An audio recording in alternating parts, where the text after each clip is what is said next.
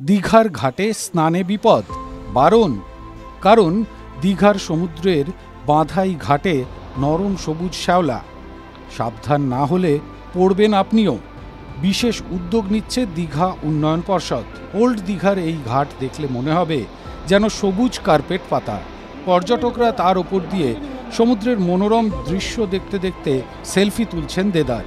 আর তাতেই বিপদ, হাঁটতে গেলে নিমেষেই পা পিছলে আছাড় খেতে হবে। আর আছাড় খেলেই সর্বনাশ।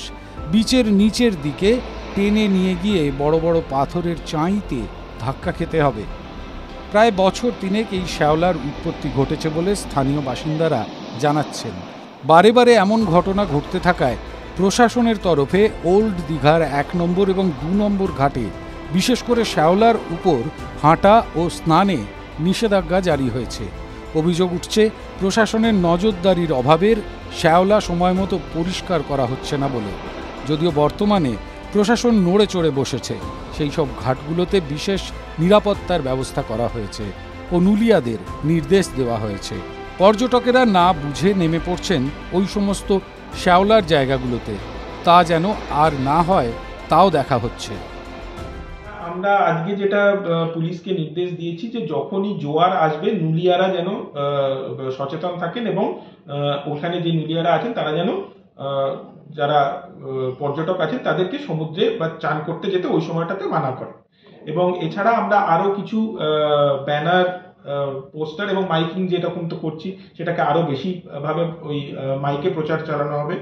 এবং আরো কিছু যেটাকে আমরা আইইসি বলি, যে প্রচারের মূলক আমাদের কিছু মেটেরিয়াল ওখানে আমরা লাগাবো, যাতে করে মানে পর্যটকরা সচেতন হয়ে যেতে পারেন যে এই বিপদটা ওখানে আছে। এবং আপনাদের মতন যে ইলেকট্রনিক মিডিয়া আছে, প্রিন্ট মিডিয়া আছে, সবাইকেই আমরা আবেদন করব যে এই জিনিসটা একটু আপনারা প্রচার করুন, যাতে দীঘাতে যারা আসবেন তারা এই ব্যাপারটা জেনে আসেন। এছাড়া আমরা একদম খুবই নিয়মিতভাবে এই শ্যাওলা পরিষ্কারও করে দিই, কিন্তু মুশকিল হচ্ছে যে ওই জোয়ারের জলে যখনই ওটা ডুবে যায় তখন আবার ওখানে শ্যাওলাটা হয়ে যায়। বিশেষজ্ঞরা বলছেন শ্যাওলা এর আগেও ছিল, তবে এত পিচ্ছিল ঘন কার্পেটের মতো দেখতে শ্যাওলা দেখা যেত না। সবসময় জল থাকলে শ্যাওলা হবে, তবে তা 365 দিন জলের তলায় থাকলে এমন হওয়ার কথা। কেমন হচ্ছে তা অবশ্য খতিয়ে দেখার বিষয় রয়েছে।